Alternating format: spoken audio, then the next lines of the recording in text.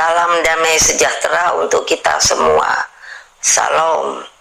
Saudara-saudara sekalian, seluruh masyarakat Indonesia, khususnya umat Kristiani yang sedang merayakan Paskah. Setiap memperingati Hari Raya Paskah, kita diingatkan oleh pencurahan kasih tanpa batas dalam semangat pengorbanan jalan salib Yesus Kristus.